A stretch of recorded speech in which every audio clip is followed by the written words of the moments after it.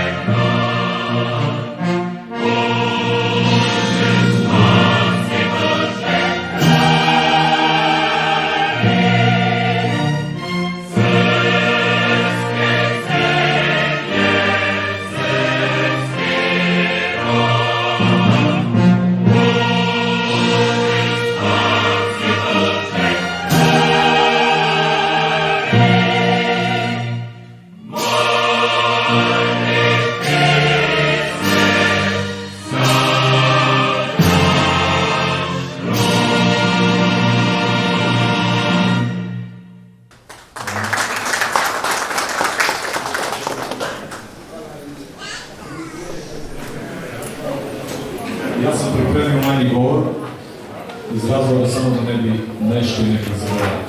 Tako da nećete mi zamjeriti čitajući ovo. Dragi prijatelji, dobrodošli. Eto, za sve one koji ne znaju, mada mislim da i svi znate ovde, ja sam Saša Pešić i osnivač sam udruženja Svi Srbi u Parizu i vaš večerašnji domaćin. Poštovane predstavnici ambasade Srbije, poštovani pukovniče, poštovana predstavnice ambasade Bosne i Hercegovine i dragi gosti, velika mi je čast i zadovoljstvo što ste večeras ovde sa nama. Ovih dana se navršilo tačno 10 godina od kada mi je pala na pamet ideja da iskoristim Facebook i pokušam da okupim naše ljude u Francuskoj na jedno mesto. Nisam mogao ni da zamislim da ćemo ovako zajedno proslaviti ovaj jubilej. Izuzetno sam srećan zbog toga i uzbuđen, jer ako mi dopustite, rekao bih nekoliko rečenica o samom početku i rezimirao dosadašnji period. Naime, pre 10 godina prvo je nastala grupa na Facebooku u cilju zajedničkog druženja i razmenjivanja korisnih informacija i pomoći našim ljudima koji su nazvao Svi Srbi u Parizu. Još od prvog dana, a tako i danas, grupa služi kao svojevrsni forum gde ljudi razmenjuju korisne informacije i gde svako može pronaći ono što mu je potrebno, pa čak i srodnu dušu. Dešavalo se da su me ljudi zvali za kuma, jer su se tu u grupi upoznali i našli. Svi Srbi u Parizu je danas zvanično registrovano udruženje u Francuskoj. Najveća težina udruženja su grupe i stranice na Facebooku pod nazivom Svi Srbi u Parizu i oni zajedno broje blizu 70.000 ljudi. Novodizajnirani sajt ssup.fr broji preko 500.000 poseta mesečno, što znači da preko 15.000 pregleda sajt ima dnevno. Iz ovih brojki se vidi da sam nešto radio svi koji ovdje. Pod pojmom grupe u daljnjem izlaganju podrazumevaću sajt, udruženje, grupu i stranicu na Facebooku, čisto da bi lakše razumeli. Jedno od prvih okupljenja naših ljudi koji sam organizovao bila je fudbalska utakmica Svetskog prvenstva 2010. godine u podnožju Eifelove kule, gde je na moj poziv došlo oko 200 naših ljudi koji su napravili sjajan ambijent. Tog dana je Srbija pobedila Nemačku, a prenos je bio na video bibu. Duplo više Nemaca koji su gledali meč nisu mogli da veruju šta ih je snašlo, jer se nisu čuli od naših daleko malobrojnih navijača. Pošto je taj događaj protekao u najboljem mogućem redu, a okupio je tako veliki broj Srba, uvidio sam potrebu kod ljudi da je tako nešto potrebno Srbima u Parizu i zato sam posvetio maksimum svog vremena naporima da to zaživi večer. Kako je vreme prolazilo, samo ozbiljnim radom, grupa na Facebooku je bila sve brojnija i sticala je sve veće poverenje kod svojih članova. Tokom svih ovih godina, grupa je postala svojevrstan brend i zbog potrebe svi koji je prate proširili je već odavno svoje delovanje na celu Francusku. 2016. godine sam uz pomoć jednog prijatelja pokrenuo sajt pod istim imenom, koji je, kako sam rekao, prošle jeseni redizajniran i unapređen. Da sam uvijek bio na pravom putu govori i stalni rast članova grupe. Tako je broj ljudi koji prate svi Srbi u Parizu na Facebooku najveći u celoj dijaspori na svetu. Što znači da ne postoji ni jedno mesto na svetu među srpskom dijasporom, uključujući društvene mreže, na kojim ima više okupljenih naših ljudi. Na tu činjenicu sam veoma ponosan, ali sam još ponosniji na ogromno poverenje koje ulivaju objave svih onih koji iščitaju. Tu leži i najveća snaga ove divne priče, poverenje koje ljudi imaju u sve što se objavi. Osnovna svrha je pružanje svih potrebnih informacija srpskoj dijaspori u Francuskoj, preko svakodnevno objavljenih tekstova na sajtu, kao i promocija srpskog jezika, kulture, tradicije i istorije, kako na srpskom, tako i na francuskom jeziku. Iz tog razloga sajt prati i čita i veliki broj Francuza i naših ljudi koji slabije govore srpski jezik. Svi ti tekstovi se dele u grupi na stranici na Facebooku. O delovanju grupe i akcijama za proteklu deceniju mogu govoriti satima, ali ću ukratko pokušati da pomenem one najveće. U grupi se svakodnevno mogu naći oglasi tipa kupujem, prodajem, tražim stan, nudim stan, raznih vrsta usluga i među njima možda najvažniji oni koji nude posao i zapošljavaju naši ljudi. Ovo je najkonkretnija moguća pomoć koja svojim svakodnevnim delovanjem olakšava život našim ljudima u Francuskoj. Pored toga smo posebno ponosni na svoju humanitarnu delatnost. Sakupljao sam novac za karate klub u Kosovskoj Mitrovici, kao i za paketiće za decu opštine i Štrpce na Kosovu i Metohiji sa mojim prijateljima, kojih imaju večeras ovde. Učestvovao sam u akciji Srcem za Kraljevo, gde su pozvani ljudi da dođu na humanitarne koncerte u Parizu posle zemljotresa u Kraljevu. Jedna od mojih najdražih akcija desila se decembra 2013. godine, kada je preseljen pravoslavni manastir sa istoka na zapad Francuske. Za seljenju monahinja iz srpskog manastira je bilo potrebno platiti oko 20.000 evra, pošto su one tada imale neke neraščićene račune sa našom eparhijom u Parizu, ostalo im je da se same presele. Novac nisu imale, te su se u panici obratile Vladi Stefanoviću, koji je prisutno večeras ovde, i ja i on smo preko grupe za samo nedelju dana sakupili novac koji je bio dovoljan da se iznajmi kamion i da se plate svi prateći troškovi. Preko grupe se javili 20 dobrovoljaca koji su bili neophodni da se izvrši selidba. Pošto sam i sam direktno učestvovao, ne mogu da vam opisati koliko je divan osjećaj dati doprinos da se održi i zaštiti pravoslavlje na tlu Francuske. Još jedna velika akcija se desila maja meseca 2014. godine, kada su Srbi i Republiku Srpsku pogodile katastrofalne poplave. U dogovoru između ambasade Srbije u Francuskoj, crkve i naših udruženja, odlučeno je da se sakuplja novac za ugroženu poplavu. Preko Facebook grupe Svi Srbi u Parizu javili su se dobrovoljci koji su u jednom hangaru radili na prihvatanju i distribuciji pomoći za Srbiju i Republiku Srpsku. Svakodnevno je u hangaru bilo njih 70-ak. Preko grupe su pozvani svi ljudi dobre volje da pomognu i da sakupe sva neophodna sredstva koje će biti od pomoći za ugrožena područja u poplavu. Za 10 dana je napunjeno 6 šlepera od po 24 tona robe u vrednosti od oko 1,5 evra, što je nezapamćen podatak o humanosti u srpskoj dijaspori u Francuskoj. Posebno je dirljiva priča o mladiću koji je posle navršenih 18 godina došao u Pariz da pronađe svog oca, koji se i ne sjeća. Samo iz nekih priča znao da je u Parizu, obratio mi se molbom da objavim u grupi da je tu i da želi da pronađe svog oca. Već su iste večeri sedeli zajedno jer je njegov otac video tu objavu.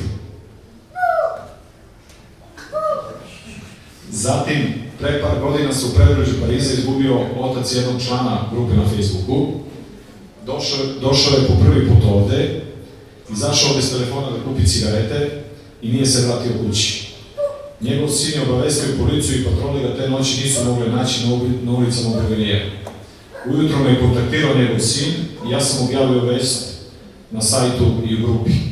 Neko od naših ljudi ga je video na autobuskoj stanici posle par sati, prepoznao ga i pozvao njegovog sina i on je došao da pokupi svog oca.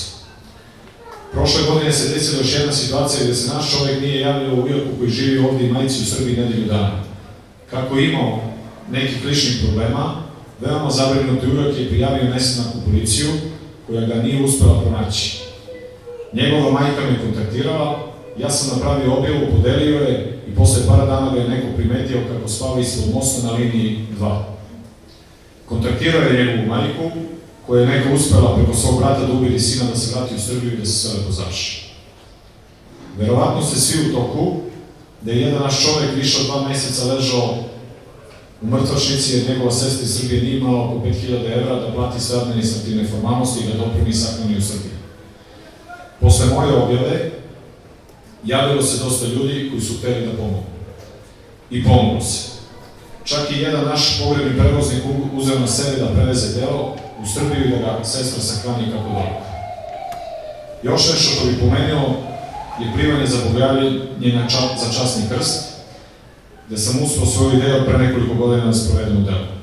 Zahvaljujući našim parohijama i sjajnim ljudima, među kojima su neki od njih večeras među vama, odpočela je jedna sjajna tradicija po prvi put od kada postoji srpski narod ovde. Već na ovom prvom dešavanju bilo prisutno oko 1000 ljudi. Pomenuo bih i pomoć deci i odraslim osobama koji boluju od najtežih bolesti i koja dolaze da se leče ovde u Francusku.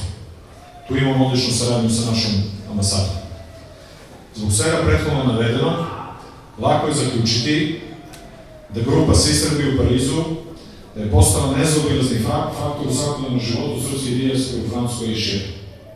Sve ono što je potrebno može se naći u grupi, a o svemu onome što se još uvijek ne nalazi ili o čemu se još nije pričalo, svaki član može javno da postavi pitanje gde će se otvoriti diskusija i tako doći do rešenja, pomoći ili odgovora. Stalne korisne objave na sajtu informišu i olakšavaju svakodnevnicu naših ljudi.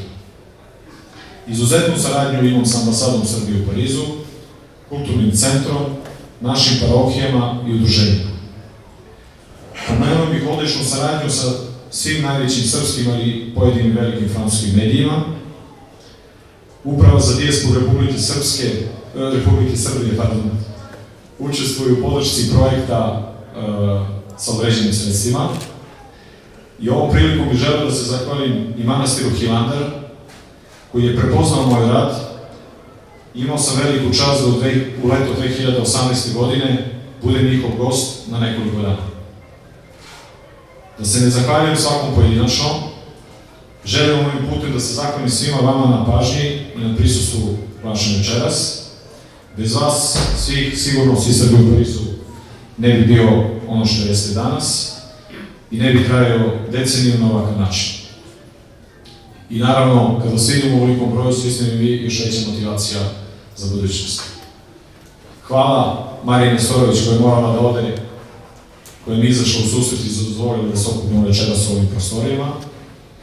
Zahvalio bih se ovom prilikom i moje supruzi i deci, još čije sigurno podrške bez ovremena isto do ovoga ne bi bilo.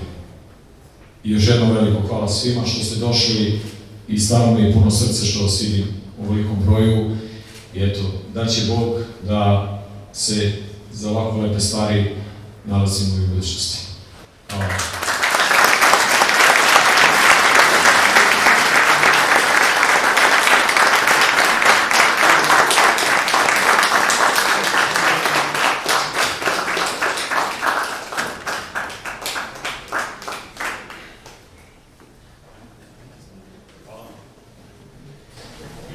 I samo još nešto,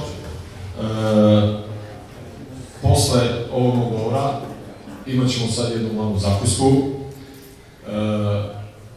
Za nju specijalno je restoran u Tipošom za vas pripremio prelepi švedski stol. Ja vas pozivam da svi degustirate njihove proizvode i specialitete. I lično vam preporučujem da posetite njihov restoran koji se nalazi u departmanu 77. Imate, oni su postavili tu neke male frajere, tako da nećete pogrešiti naš restoran fenomenalno. Lično sam imao prilike da se dovoljim. Hvala još jedan put i eto, uživajte u svakom večeru.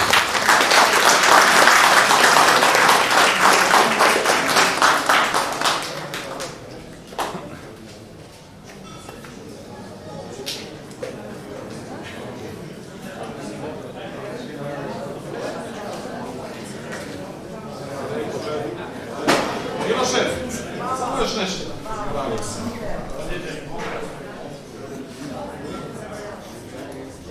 Ako neko želi, možemo da se slikamo zajedno. Milojko je tu, naš profesionalni fotograf, tako da eto, možemo da se slikamo.